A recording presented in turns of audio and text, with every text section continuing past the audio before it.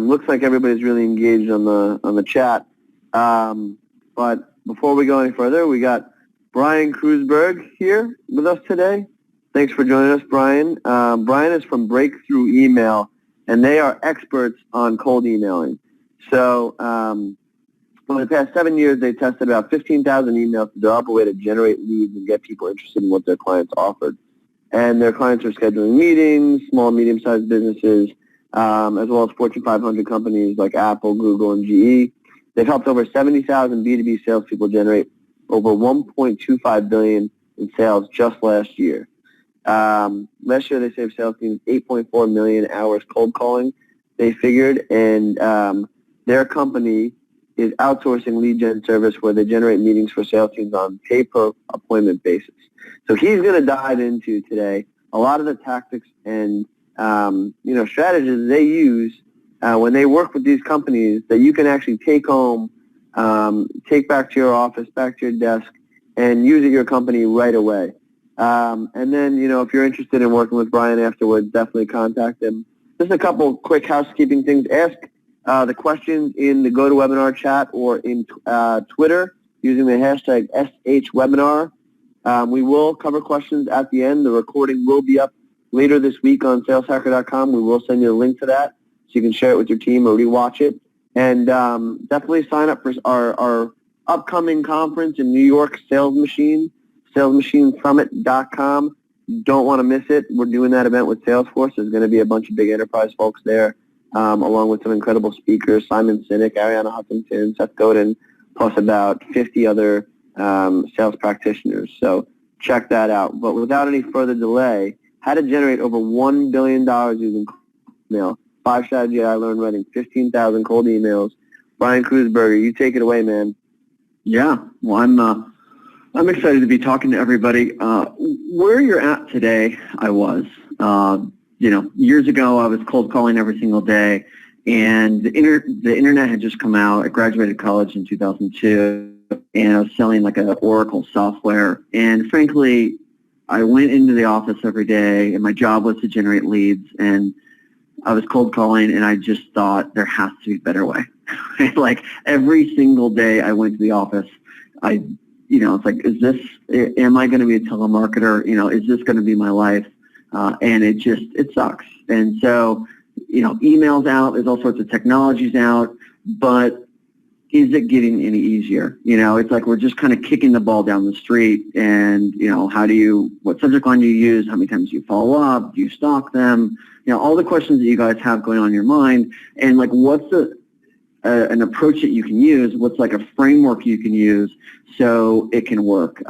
I graduated college. I did not want to be a telemarketer for the rest of my life, and that's pretty much how I felt. You could call it inside sales, you can call it SDR, you can call it whatever you want, but you're just kind of a glorified telemarketer.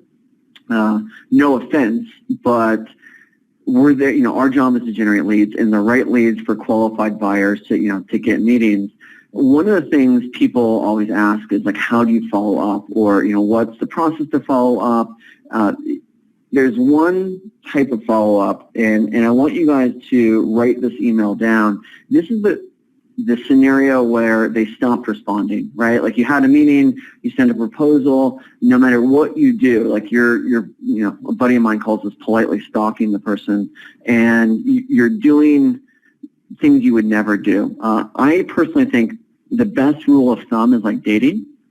So if you were dating a girl or dating a guy and you've called them 3 times, you've emailed them, and you're just essentially like stalking the person, you got to stop doing that. And one way you can do that is the permission to close your file email.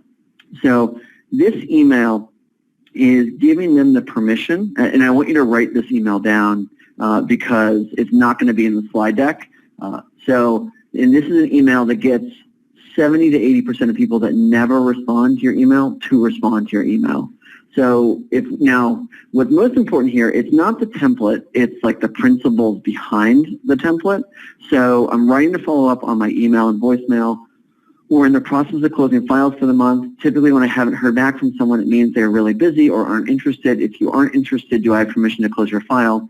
If you are still interested, what do you recommend as the next step? Thanks for your help. I learned the framework for this from Sandler Sales Training, which is a great sales training, but I applied it to email, and then I've tweaked some things. So the first sentence here, essentially what you're doing to the person, what everybody does is they say like, hey, how was your weekend? I hope you're great. I'm writing to check in. And like you feel uneasy or like you want to throw up in your mouth because you're writing these emails to these people. And then you're like, well, man, I don't know what to say. What you do is you reverse it. So rather than pursuing them, you retreat from them and you give them permission to like get away. So I'm writing to follow up on my email and voicemail. That's just, the first sentence is, the background, like whatever has happened in the past. So you personalize that to whatever your situation is. The next sentence is the event that changed. So we're in the process of closing files for a month. I just talked to my boss and he asked for an update. I told him I didn't have one. People are often very much more likely to help you because they're helping you because you need the help versus, hey, I'm just doing it for me. I just want to follow up with you. The next sentence, typically when I haven't heard back from someone, it means they're either really busy or aren't interested.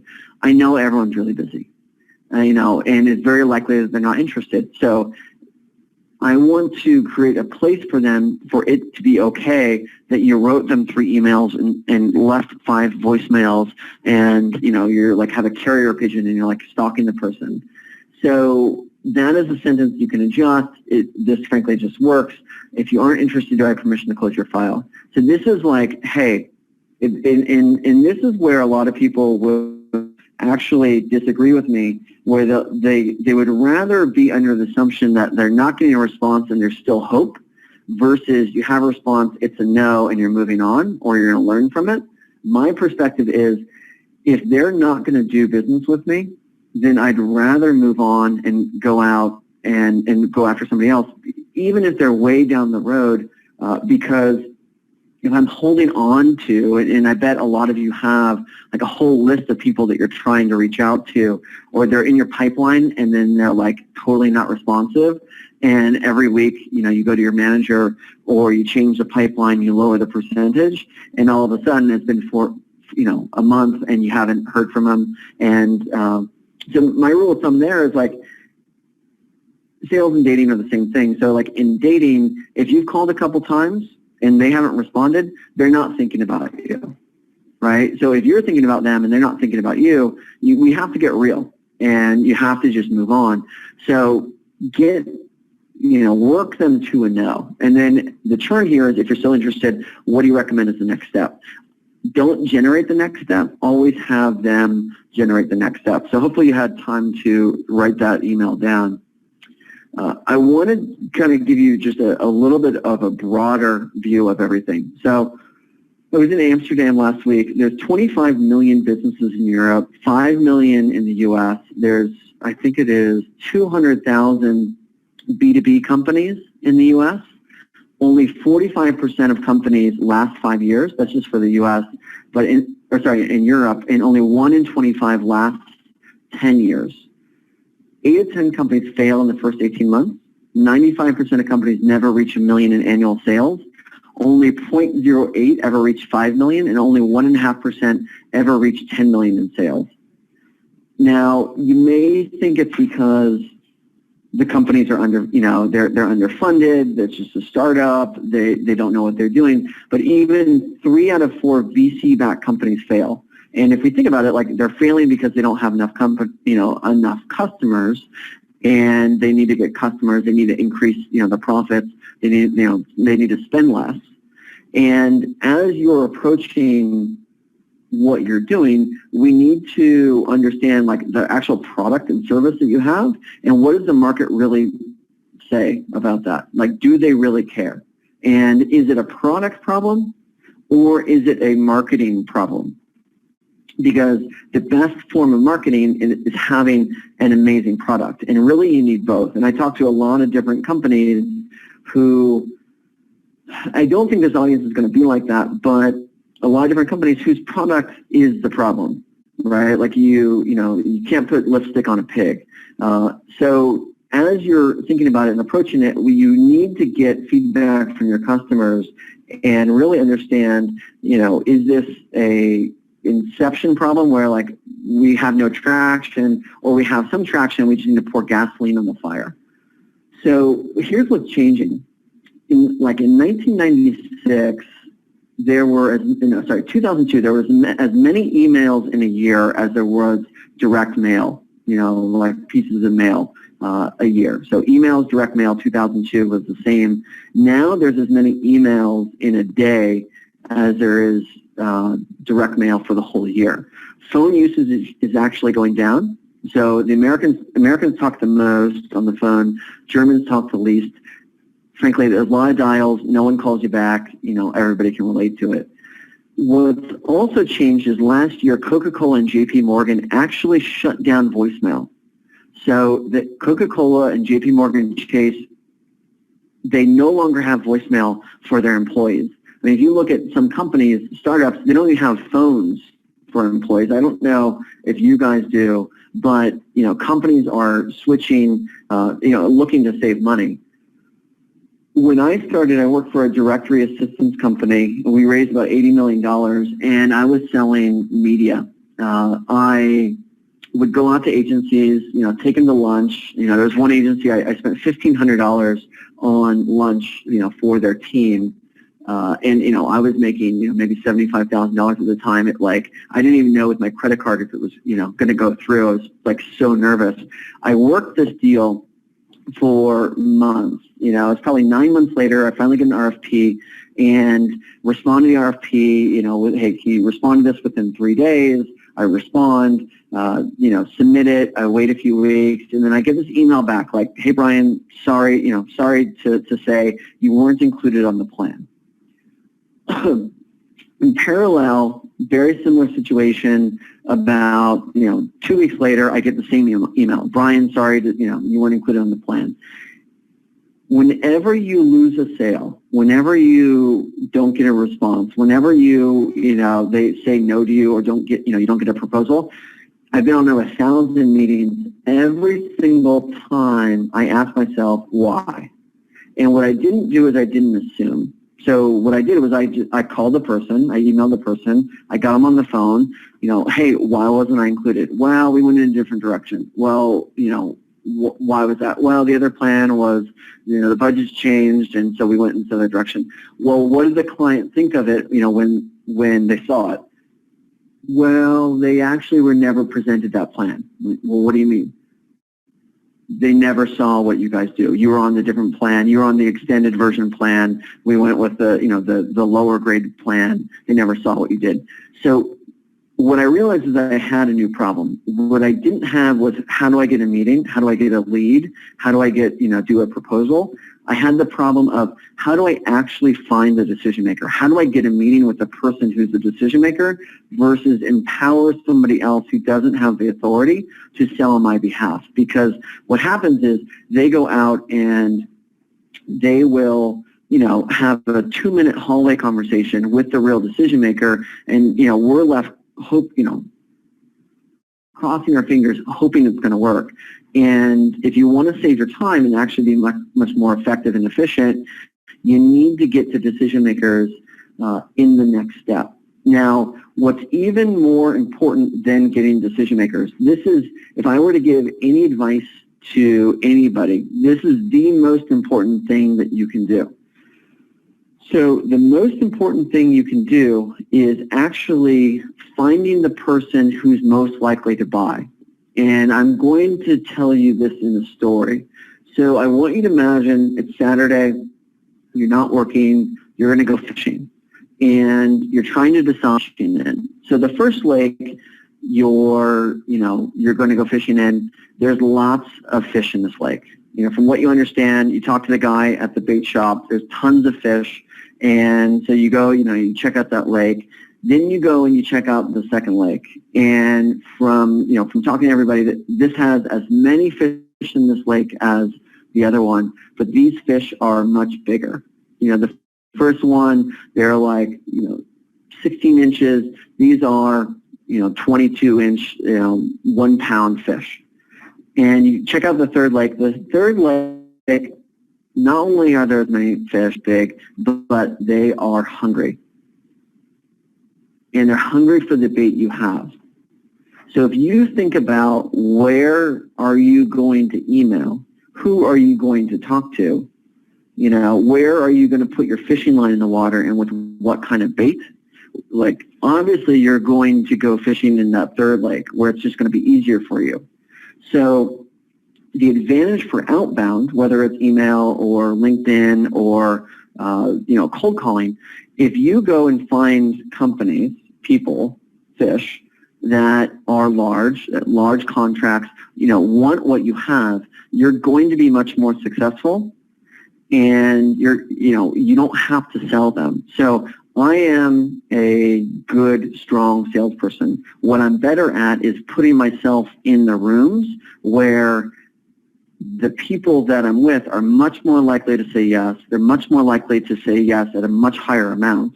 And there's much more leverage, or the power structure is much more in my favor. And this is how I sold, I think it was something like 5 times more than the rest of the sales reps in my company. So I was doing 80% of the revenue. There's 6 salespeople at the same company. And the difference was I was finding people that were going to buy, and when they bought a lot more. So here's how people normally go. So now there's a bunch of technology out there. There's more companies out there, and they're like, okay, I'm going to machine gun the world with a bunch of emails. I'm going to do a campaign. I'm going to give me the template that's going to get, any CXO or CEO or VP of whatever to respond, right? So Buzz Builder, Tout App, Yesware, Sidekick, Bloom. Max could talk about, a bunch more. And this is great because before I never had the technology. I wrote 15,000 individual emails and sent 15,000 individual emails. I didn't, write one email and track I tracked it by hand. So I had to, since I had a lot less time to do this, I had to make sure that when I put my fishing line in the water, it was going to be much more effective. Now, where people are going to make the mistake is they're going to go out, they're going to send 1,000 emails or 100 emails to a bunch of different people, and they're going to get like a 2% or a 5% response rate. Typically, people are going to get like a 0 to 5% response rate. I'd say about 80% of you are in that camp. And then there's probably 15% that are getting anywhere from like a 5 to 20% response rate, and then there's going to be some outliers. This group, you are I would imagine that you guys are actually getting a higher response rate because Max is smart and the group is smart, and you guys are kind of on the cutting edge of how to leverage technology. Where most people need help is on the psychology and the strategy. So one thing you can do, let's see, what's the next slide? Okay, so one thing you can do is you can just reverse engineer and model what's worked in the past. So what you do is you look at your top customers, your top companies, sort it by revenue. So say your top company is, your top client is Coke, your number 2 is GE, the number 3 is Google. So if my top client is $500,000 and I'm working with Coke, I would be going out and targeting Pepsi and Schweppes and all those other companies. I would actually tell them I'm working with Coke because they may not know you, but they very likely know the companies that you work with. So this is implied credibility. If you can do anything in your email, it is to create an opportunity for the reader and make sure it's credible, because they're really making the decision, is it worth my time? So something that you can do, I want you to write this down, look at all your clients, sort it by highest revenue to the least, and then go after all the competitors of your top clients. I would also look at historical data, say 3 to 5 years, and then look at like the last 12 to 18 months and see how that shifts, because the market is going to shift. And we want to make sure that the reason somebody bought 3 years ago might not be the reason somebody's going to buy, today. So you want to get those 2 data points. So I asked myself, like, who is the best customer that, I could work with? Our sales training is more of a consumer product. It's not, we're not charging $80,000 for online training. So I don't go direct to consumers. I would partner with people and, we'll do presentations and they'll hear about us. So I thought, okay, who already has my customers and how can I reach them at scale? And how can I, do that using email? So I wrote to the CRO of HubSpot, and I wrote to a bunch of other people at HubSpot because what I know, I'm actually curious, like if you guys have HubSpot or Eloqua or some sort of, content marketing. Let's see. All right, sorry, a couple people said the audio went down or the screen was frozen. Maybe that's just one person. No audio. I want to make sure you guys. I hear you. I hear you. All right. Okay. All right. Good. You're on the HubSpot slide. Yeah. Okay. So, who already has my customers? How can I reach them at scale? So I wrote them. I contacted them, and normally, let's see. All right. So what happened was we did a partnership. I wrote 3 articles for them. We did a webinar. They created a slide share. They put it out on Twitter, and we reached 883,000 buyers. Today, we just launched. It was our 3rd promotion with them. We had over 2,500 leads in the first, day, because I'm leveraging a company that already has done all the work, all the marketing, all the PR, all the, they have the resources. We have a small team. We have 5 people on our team. There's no way I could do that. Max is working with Salesforce. Salesforce is behemoth.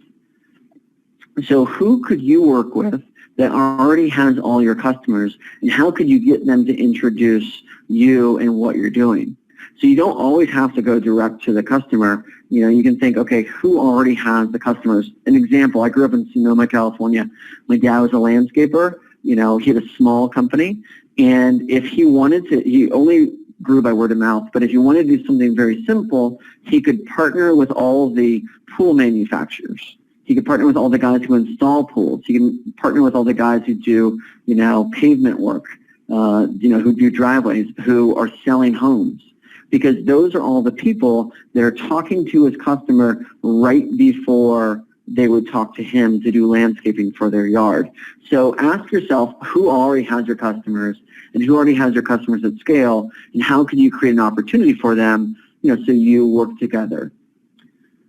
So the second question is, and I got this from a couple people, like who's your buyer? Or who's the person you should contact within an organization? So the first thing is like what organization should you contact, whether it is direct to the company or it is to partner with an organization. And the next is who's your buyer? I would go to Google or Facebook or GE or Apple or Microsoft or Bank of America, and I don't know, I was kind of lazy.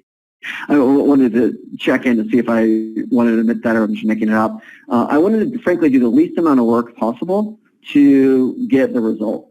So, and I never found that hey, I saw that you went to Princeton and you like softball and you watch, you like the Cincinnati Reds and you want a meeting. That never worked because I was in my 20s and I was trying to reach the person who was in their mid-50s who was incredibly busy, had 2,000 other sales reps, all calling on them, and, they just frankly weren't interested. What I also found out is I'd go to meetings, and once I was in the meeting, I'd find out later that this person, they had no authority, to do anything, or they, it was another side person over somewhere else who was actually the decision maker. In B2B, the biggest problem is you're selling to the person who has no authority to make any kind of decision, has no authority. In the case of the agency, I was selling to people who could say no to me, but they could never say yes. So imagine it like a 16-year-old who is buying a car and they want to buy a red Mustang.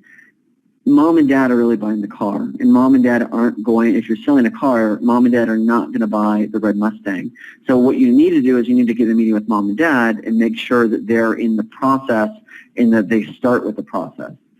So what this means is I would go out to, say, Pepsi, and I'd beg the director of marketing to take a meeting with me. And the director of marketing would dish it, delegate it down to the agency. So if you have empathy, one of the top skills of any, beyond being driven, being effective, is having empathy, understanding the person who's on the other side of the table. So it's like my ability to understand, are you multitasking? Are you doing something else? Are you interested? Like, what is it that is going on with you in your world right now? And, for me to actually consider that. So what you need to do is you need to do that with your customer. So what I did is I thought, okay, well, the director of marketing is delegating this down to the agency. What do I know about the director of marketing? They have a boss. That person has a boss, the CMO. That person reports to somebody else. In any structure, there's a total hierarchy, there's a total social hierarchy that everyone is kind of competing against. Even in your sales team, in your company, there's, people kind of competing within the organization. And there's also the people in the organization know the organization better than anybody else, better than I could ever research. And many times, they won't even know who the right person is to contact.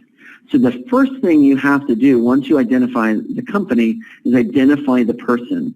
So rather than us identify the person and ask them for a meeting and have them either not respond or delegate this to somebody else, why don't you contact all the people in the organization and have them do the work for you? So I call this a waterfall technique. So I would write the VP of marketing, I'd write the CMO, I'd write the CEO, I'd write all of them, separate emails, not the same email, and essentially create an opportunity, a credible opportunity for them, written from their, in their perspective, like what they care about versus what I care about and what we do, because they don't care. And have them delegate this or send this to somebody else. Now, what I'm not doing is I'm not telling you all the follow-up, templates and tactics to use, to respond, because we have to solve the true problems. The first problem is who do you contact that's going to actually say yes at the end? Because I don't even want somebody to respond to my email. I don't even want a meeting. I want the sale, and I want it to be a large sale, and I want to make my life a lot easier and do less work. So, and then you have to find out who's the person who actually has the authority and decision. Very likely, if you look at your pipeline, and when we go through our training, I have special fields on there, which is, are you talking to the decision maker? Who else are they talking to? Who are your competitors? Who are the competitors that they're looking at? What do they like about them? What don't they like about them? I go into all the areas of why the deal is going to blow up, so I know that beforehand, so I'm much more likely to have success later on. So the next question is, what do you say? And this is important because they get the email. Within 3 seconds, the average person decides whether they're going to delete it, do nothing, or read and open the email. So you have 3 seconds. And if you think about that in the original email, so how can I convince somebody? It's not you convincing somebody. It's how can you create an opportunity for the person and get to the point really quickly. People will say, hey, is it a long email? Is it a short email? Make sure it's brief. My feeling is, there's no long copy. There's only boring copy. And if it's compelling, it can be longer. If you don't know what to say and you have no clue, then say nothing. And that's what the blogs, recommend, because they don't know what to say and they don't know how to approach it and they don't know how to think about it. And there is a process to this. So let's see. Email, there's a lot of emails. The average person checks email 36 times a day. 288 times a day people check email, and they get 115 emails a day. It's everyone else's agenda for you, the inbox. It's what people want you to do. Now here's why it's good, why I like email over LinkedIn. And I partner with LinkedIn. I work with Josh Turner for Linked University. I really like his stuff. Because I do think you need multiple aspects. However, are the CEOs, VPs spending time on LinkedIn all day long? what's the best case for LinkedIn? Like that you get an email in your inbox from your LinkedIn. The majority of communication in business is done over email, not the phone, and people are spending their whole day in email, responding to emails, and maybe you're in Slack now, but CEOs have emails. Tim Cook gets 700 to 800 emails a day. He wakes up at 3:45 in the morning just to check his email. Tony Hsieh has 3 or 4 people, he calls them email ninjas, to check his email. I wrote Mark Benioff the other day. He's got a chief of staff that he works with, and his chief of staff is checking his email, is responding to things, and people are, managing their own email because all the other employees are checking their own email. So it makes it great. The problem is it's busy, it's crowded, people are getting hundreds of emails, but people are getting responses. High school dropout rate is 17 million with Mark Cuban, how I got, Bill Gates to respond when I was a nobody, people getting funded, Jeff Bezos, CEO, like huge companies. So what is it these people are doing that we're not doing? What are they saying that we're not saying? This is a typical email that, you might see. I left you a voicemail, but I thought connecting through email might be easier. I did some research on your company and believe that you'd be the best person to speak with regarding supplier vendor risk management. Our clients include some of the largest, most respected companies in the world who rely on the name of the company to gain an unrivaled visibility of the financial viability of the contractors and vendors they are most reliant on. I don't know what they just said, frankly. I mean, that last sentence, I just frankly, I just want to throw up in my mouth.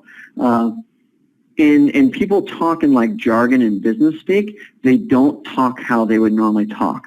They don't write how they normally talk. So they put this layer on it that people totally disconnect. And the reality is they just don't care about you. The person who is receiving your email, receiving your communication, looks on your website, they just don't care. They don't care about me. They don't care about you. They care about themselves.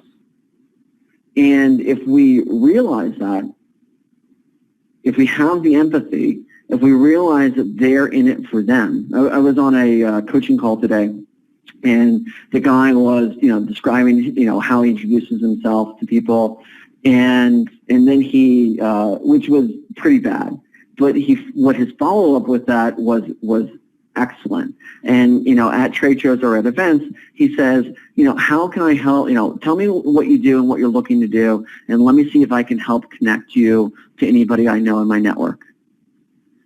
Anybody who looks at that is like, oh my gosh, this is great. It's like ice cream or candy. Like, tell me how, they're saying, how can I help you? What are you trying to do? How can I connect you with people? Because anybody that goes to an event, like say the, Max's event, you want to learn, but you also, you want to connect with people to see what you can do. You're going to be very interested in that. No, he gets that because what he's realized is that he'll do that, and then then they very much want to reciprocate, like in the book by Cialdini, Influence. And now you're kind of like you're inauthentically being authentic, or you're inauthentically helping because you have an agenda on the back end. But it's a great tactic, and it just proves the point that like people care about themselves. So why don't we write emails from that perspective? So how do you actually create an opportunity for people? Like, how do you actually write an email and create an opportunity for the person that you're writing? Like, what's the process? So here's an email that I wrote to McDonald's, and I'll break down this email. I break it down into 3 different sections. This is just one of the different types of emails that we use and that I share. So the beginning is your purpose. So if you think about like what I was with a guy at Facebook, and like the VP of product and PR at this conference, the Next Web in Europe last week, and I was like, explaining to them what I do. It's like generating meetings, getting meetings with people, and they're like, oh, well, like that's interesting. Like it's just not a problem that anybody at Facebook or Google has, because they work at Facebook or Google or Apple, and their email signature will get their meetings. Now, the problem that they have, and I've seen this, is like when they move to a startup that no one's heard of, no one takes their meetings, except they're like, even the people they thought they were tight with won't take their meetings. So the long story for the short point is, in your email, you see the subject line, you see the alias, and you see the preview pane. Most people skip and don't think of the preview pane and think it's all about the subject line. Subject line should, frankly, just be not enough information for them to say no, and like leave it somewhat mysterious. 2 or 3 sentences, not like 5 or 7, two or 3 words, not 5 or 7, because all you want them to do is open it and keep reading. So I'm writing in hopes of finding the appropriate person who handles multicultural media. I also wrote to these other people. It makes sense to talk. Let me know how your calendar looks. So it could be, if you sell something in IT and technology, you'd say, I'm writing in hopes to find the appropriate person who handles technology, who handles marketing, who handles whatever it is. Make it broad. Now, I wrote this McDonald's multicultural media. There's 500 people at McDonald's who handle multicultural media. Now, if I was writing a small company, I would never write that. I would just write like marketing, because lots of people handle marketing and it's not enough information for them to know what to do with it, so they have to continue reading it. So when you write to the CEO or CMO, you want to force them into reading the rest of the email and just get to the point and like your purpose. Now, the second paragraph, there's a lot more to this, and we'll kind of go into it from a tactical and kind of a strategy perspective, but I want to make one point here. It's called the peak-end hypothesis. So the peak-end hypothesis in a paragraph or communication is people remember the first thing you say and the last thing you say. So the first thing I say is, VoodooVox helps restaurants increase sales and revenue. Now, people were asking about personalization. So you want to personalize the email, and what I've found that works is you can personalize it by, like, say, industry, and very likely the different industries you work with, whether you work with, like, telecom and media and restaurants and hardware and whatever, manufacturing, they all see their businesses a little bit different. Just like if I were talking to each one of you and talking, about your business, your customer's a little different, depending on where you live, you feel that they're different.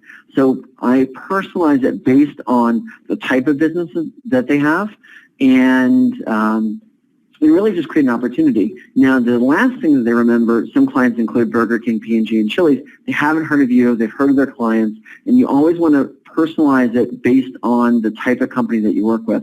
So if I was Max writing somebody, to do speaking, I'd say, hey, I've got Simon Sinek, Arianna Huffington, Salesforce's, running the event, and there's like credibility. Who is this guy? I don't know who Max is. I don't know who Sales Hacker is, but I know who all those other people are. So, I'll talk to them.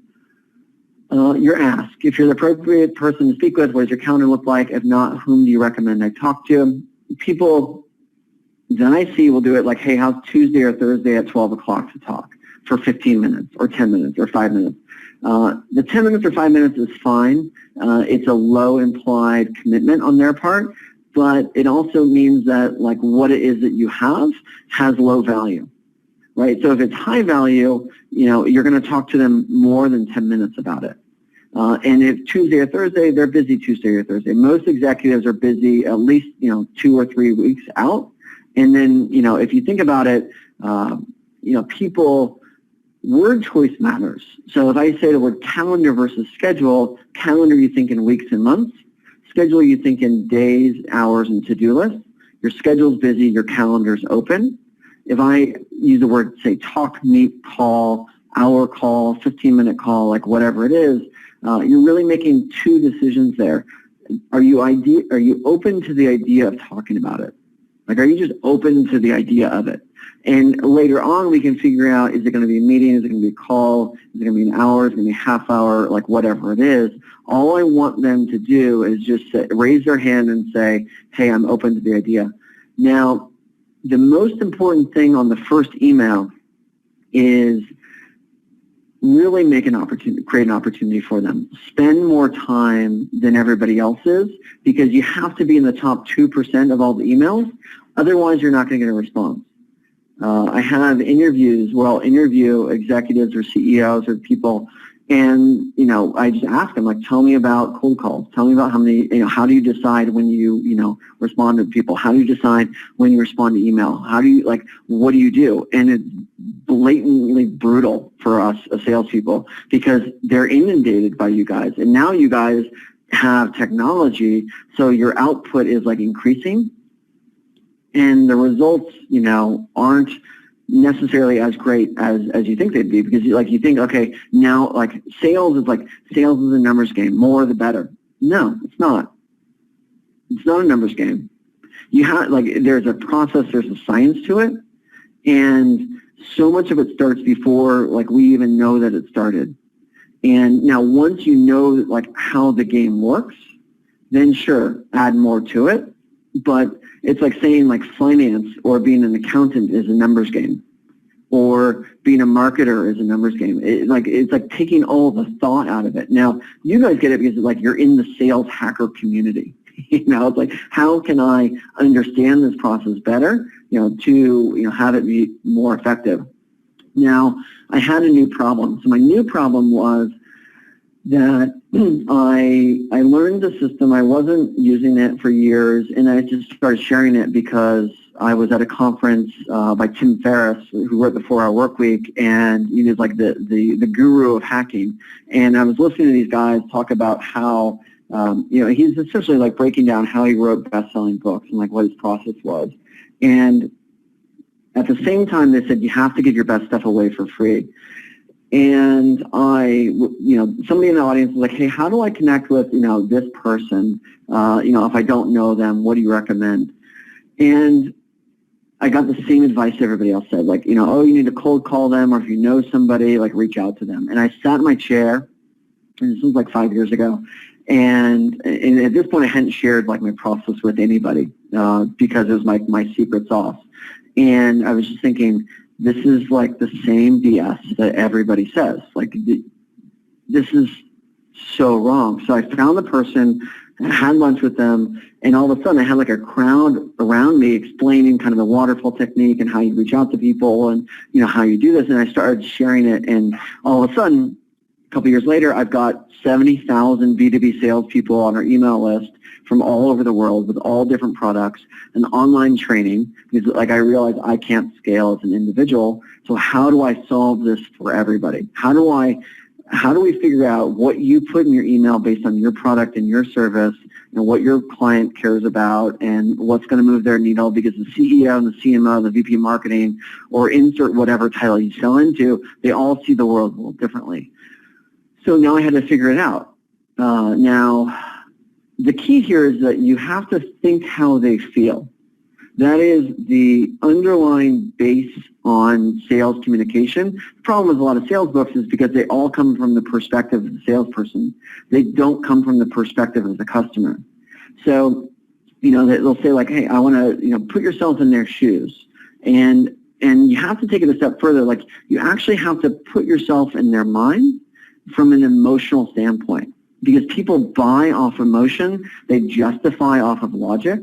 It's a difference between how your brain is wired. So you really need to think how your client feels. So if you want to influence somebody, you need to influence them based on what already influences them. It's not our job to have all the answers. It's not our job to provide a bunch of value. It's our job to be their therapist. It's our job to be their doctor, to understand what problems they have, and then, based on whatever our solution is, come up with a solution. That's what they're buying. They're buying the solution to the problem. You're not selling Advil. You're not selling 200, white 200 milligram, amazing, Advil.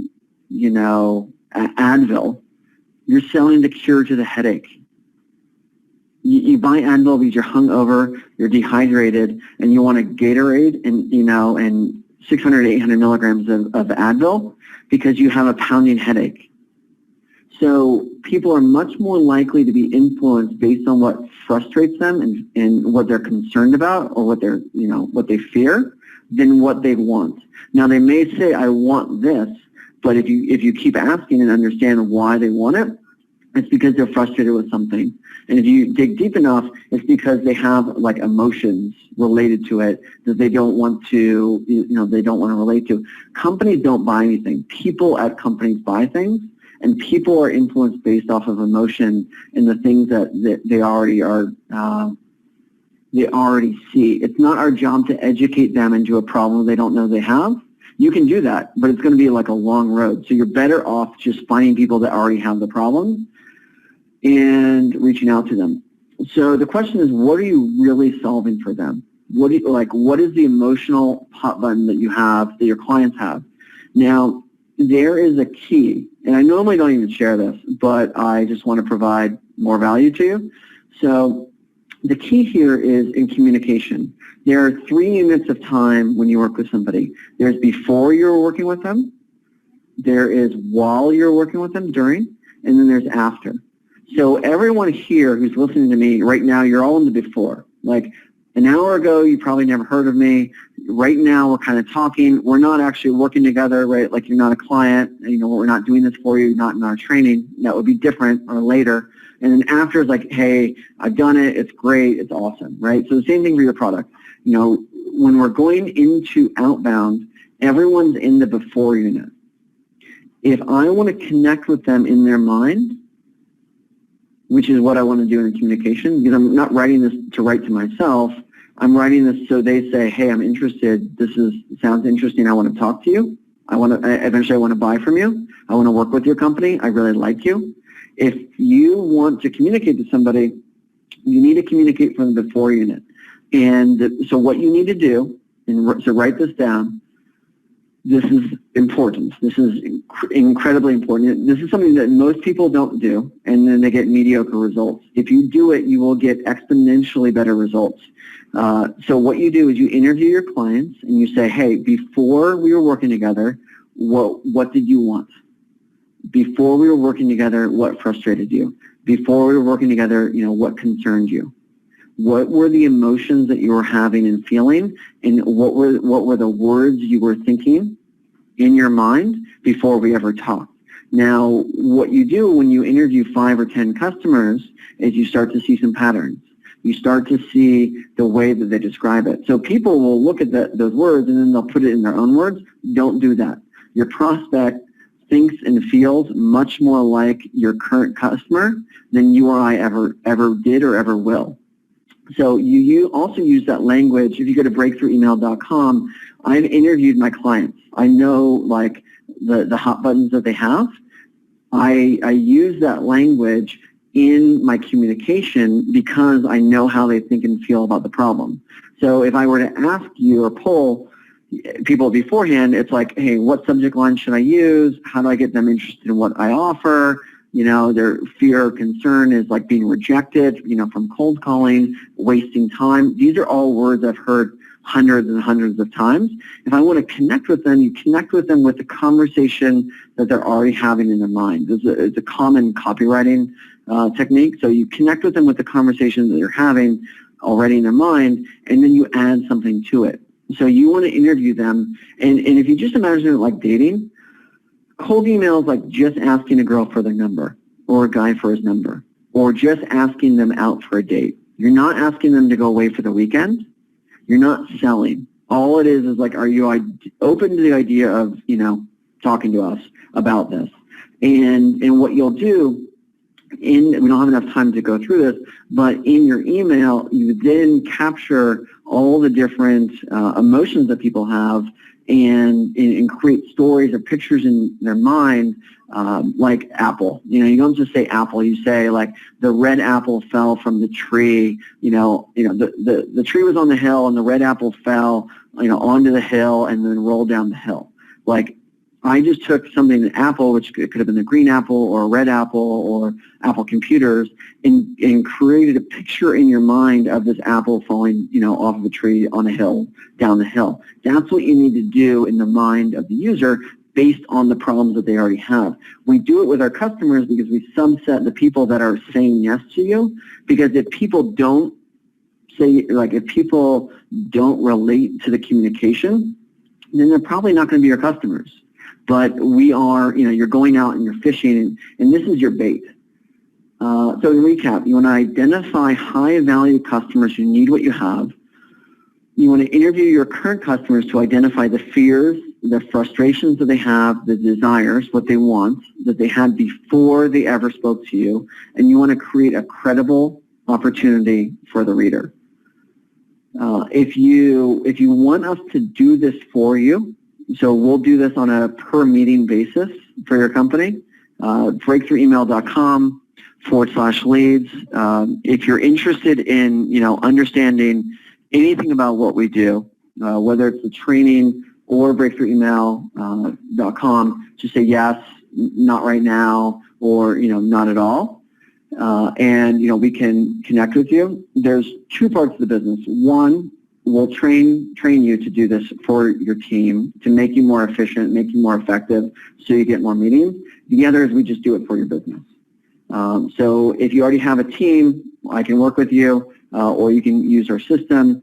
And if you just want us to do it, you just want the leads and meetings, we can do that too.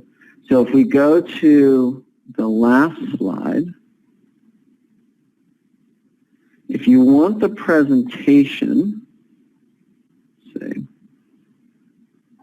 if you want the deck, if you want to look at a cold email template, if you want to set up a time to call, just go to breakthroughemail.com TNW, and you have an option. You can kind of go through more of the template. You can set up a time to talk to us. You can look at the deck. It doesn't have the permission to close your file email. If you want that one, I think you can Google it, and you can find that places. But I don't know, Max. What are your thoughts? What kind of comes to mind? Yeah, that was great. So we got the poll here. So it looks like you've got the results. I don't know if you could see them, but we'll send them to you. That was fantastic. We saw a couple things on Twitter, about getting really good, actionable, kind of nuggets here and some great points. So you did a great job on that. We got time for maybe like one or two questions, but we have a lot of questions. So maybe we can add some of your answers to the recording when we get this up later in the week. But the recording, this will be up later this week. It's up to you, Brian, if you want to include slides or a PDF or anything with that. We'll send that out into an email for everyone. Just a couple questions real quick. So a question from me, actually. So when you're doing this internationally, what do you see about cultural differences, and what do you see about like CAN-SPAM regulations in different countries? And, how do you get around any of that kind of stuff or navigate that? So culturally, how do you shift your approach, and then CAN-SPAM? So yeah. From what I understand, like Canada is off limits, so I don't even touch it. And there's frankly, so many countries out there. So I just, people ask, I'm like, no, I don't recommend you do it. And then culturally, so one of the first guys I ever did this with was this guy Franz, who was like a doctor, and he got a meeting with like back in something like a big pharma company. He ended up like writing the CEO, ended up getting a meeting with the CEO, and I was like, I didn't think he would even like get the meeting. He sent me the email. He was Swiss. We spoke in English. He had to translate it into, I think, French, and like I didn't even know what it said. I had to like go to Google Translate, and that's kind of when I knew I was on to something. So when you interview your clients culturally, so say you have a bunch of French clients or your clients are in Japan, you account for the differences right there. Now, the emotion in language, psychology is all the same.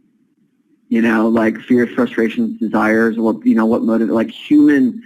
So if you understand like how to motivate humans, how humans think and process information, or even, like any company, like the company's structure and hierarchy is the same.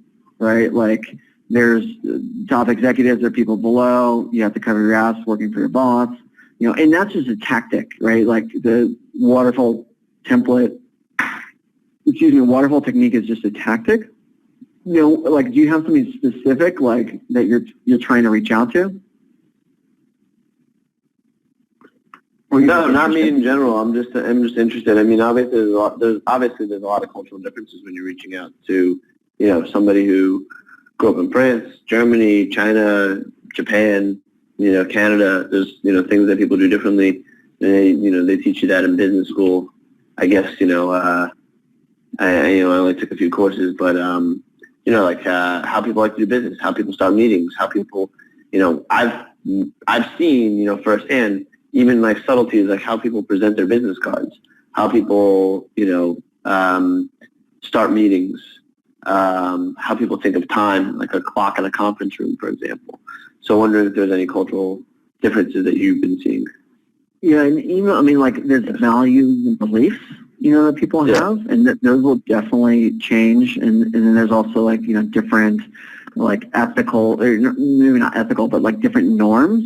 For the most part, we're just asking somebody for a first date, and just creating an opportunity for them.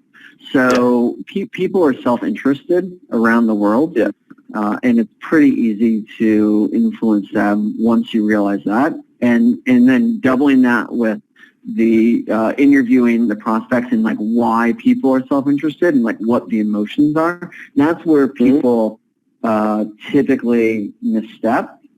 They'll say, "Hey, that's interesting. That's a lot of work, and I'm not going to do that."